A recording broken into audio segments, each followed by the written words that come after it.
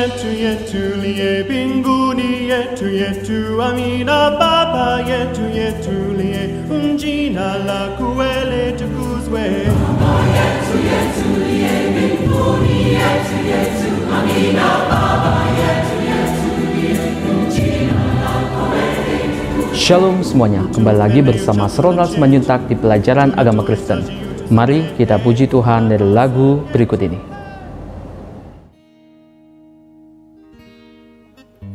Kau telah buktikan cintamu padaku, kau membayarku dengan hidupmu.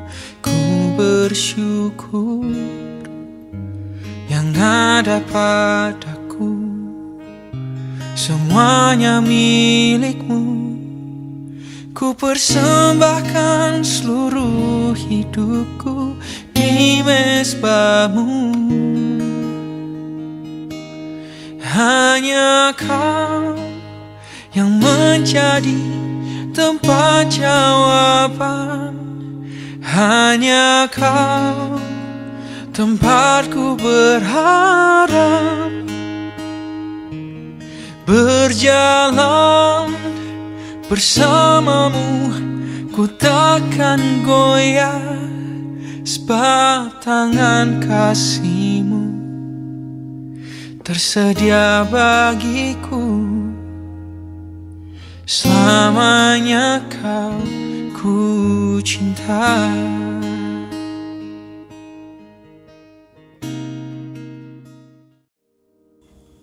Tuhan Yesus, Allah kami yang hidup, penjaga kehidupan dan keluarga kami. Kami menyerahkan segenap kehidupan kami. Kami mengundang Engkau masuk ke rumah kami, agar kami menjadi berkat bagi sesama, terutama keluarga. Puji syukur dan hormat untuk Allah pencipta semesta. Amin. Dalam pembelajaran ini, peserta didik diajak untuk melihat keterkaitan antara tindakan seorang pemimpin yang salah yang berakibat buruk terhadap mereka yang dipimpinnya. Di Alkitab juga ada pesan untuk menjadi pembawa damai sejahtera kepada orang-orang di lingkungan, terlepas dari apapun yang dilakukan oleh pemimpin. Sudah menjadi tugas kita selaku rakyat yang dipimpin dan terlebih lagi sebagai murid Kristus untuk selalu membawa damai sejahtera di lingkungan kita masing-masing.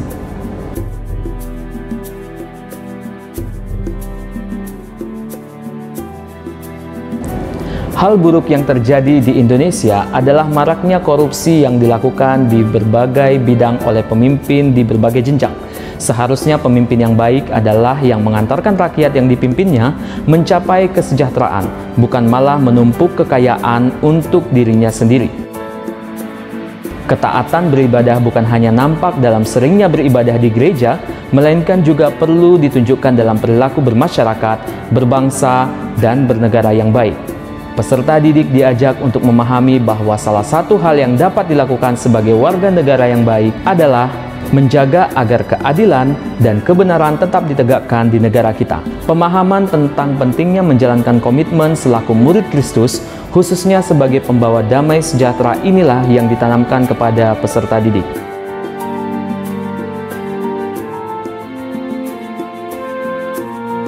Peserta didik diajak untuk melihat ungkapan pengalaman bangsa Yehuda ketika mereka hidup di negeri asing, di Babel sebagai bangsa buangan.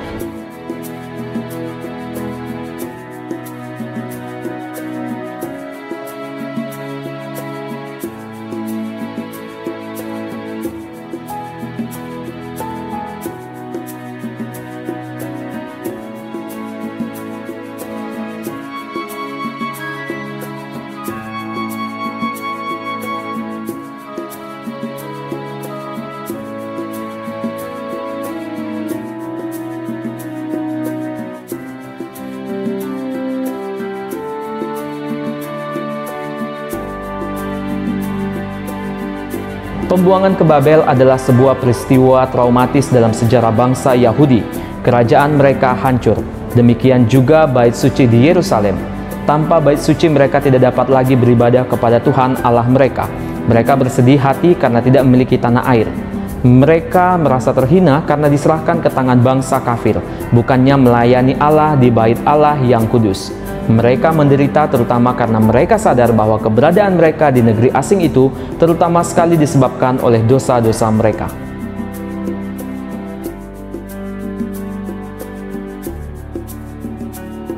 Umat Israel tidak selama-lamanya menderita di Babel. Setelah berakhir masa penghukuman mereka, Tuhan Allah mengirimkan utusannya untuk memberitakan kabar sukacita. Mereka telah ditebus oleh Allah. Mereka diperbolehkan kembali ke Sion, kota Allah. Dengan demikian mereka akan dapat memproklamasikan Allahmu itu Raja.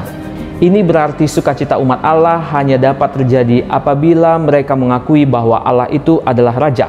Kehendak Allah harusnya dinyatakan di dalam kehidupan masyarakat. Pembangunan kembali Yerusalem terjadi setelah bangsa Yahudi diizinkan kembali oleh Kores, Raja Persia pada tahun 538 sebelum Masehi.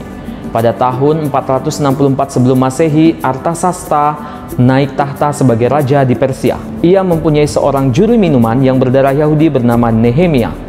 Nehemia mendengar berita dari saudaranya Hanani tentang kehancuran kota Yerusalem dan bait suci Allah.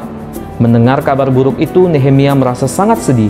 Berhari-hari ia berpuasa dan berdoa, meratapi negeri nenek moyangnya. Ketika raja melihat kesedihan Nehemia, baginda menanyakan apa yang membuatnya sedih. Nehemia menceritakan semua yang didengarnya tentang negeri leluhurnya. Kemudian ia meminta izin kepada raja agar diizinkan kembali ke Yerusalem dan memimpin pembangunan kembali kota itu. Raja mengizinkan Nehemia dan malah mengangkatnya menjadi bupati di Yehuda.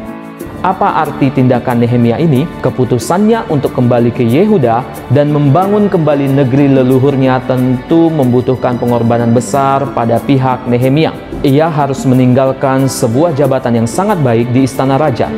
Kedudukannya tinggi. Ia orang kepercayaan raja, namun semuanya itu dilepaskannya. Nehemia bersedia berkorban untuk meninggalkan kenikmatan tinggal di sekitar istana untuk kembali ke Yehuda, dan kemungkinan sekali selama berbulan-bulan ia harus tinggal di kemah dengan fasilitas yang serba minim. Namun upaya Nehemia tidak sia-sia.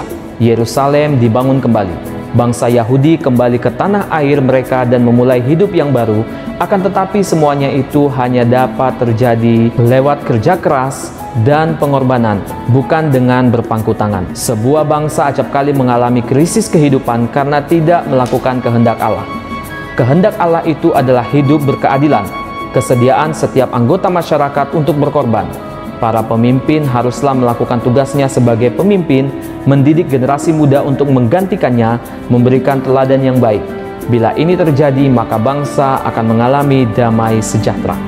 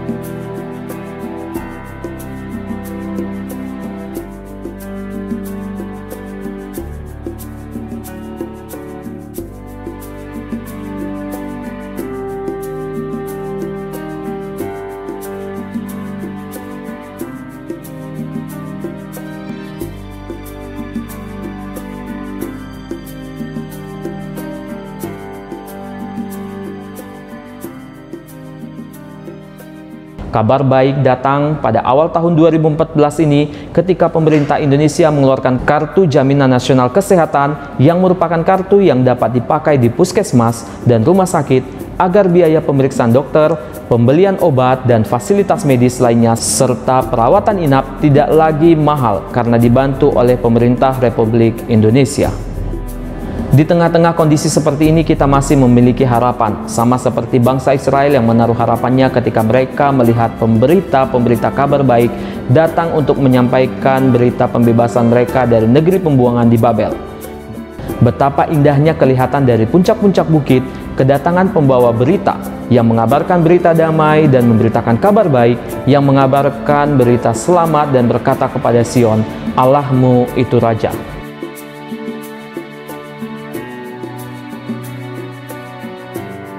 80% gereja-gereja yang tergabung dalam PGI adalah gereja di pedesaan, dibandingkan sisanya yang 20% mayoritas jemaat itu hidupnya kurang.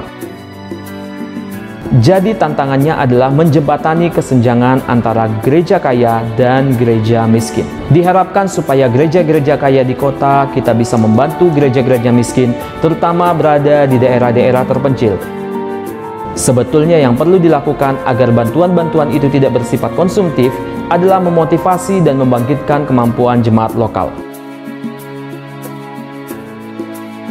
Berdasarkan hal tersebut, ia menganjurkan agar gereja-gereja dapat meniru praktik-praktik yang baik yang dilakukan oleh sejumlah gereja, seperti misalnya Gereja Batakaro Protestan atau GBKP.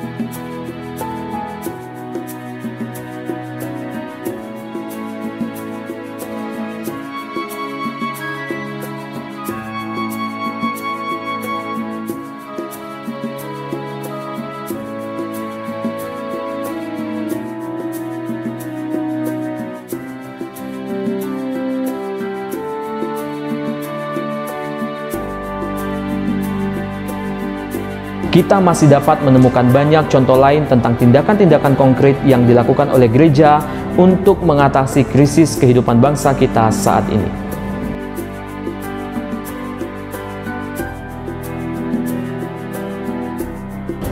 Untuk mewujudkan cita-cita kehidupan berbangsa yang harmonis, sudah tentu dibutuhkan langkah-langkah yang berani untuk saling mendekati, saling mengenal, saling menolong. Singkatnya, langkah-langkah yang dapat menciptakan hubungan yang lebih sejuk dan akrab, yang benar-benar mencerminkan kehidupan damai sejahtera yang Allah kehendaki. Bayangkan bila semua gereja di Indonesia yang puluhan ribu jumlahnya melakukan hal-hal yang dapat membantu mengurangi kemiskinan, membangun tali persaudaraan dengan orang yang berkeyakinan lain, dan bersama-sama menciptakan damai sejahtera Allah di lingkungannya. Dengan demikian, kita benar-benar dapat menghadirkan kabar baik di tengah krisis kehidupan bangsa dan negara kita saat ini.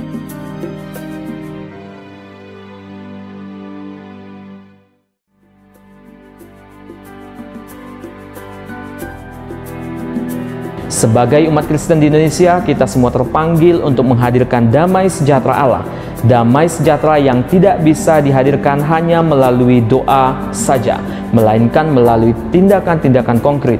Tindakan-tindakan yang dapat dilakukan diantaranya adalah dengan memberdayakan anggota kelompoknya dan masyarakat luas.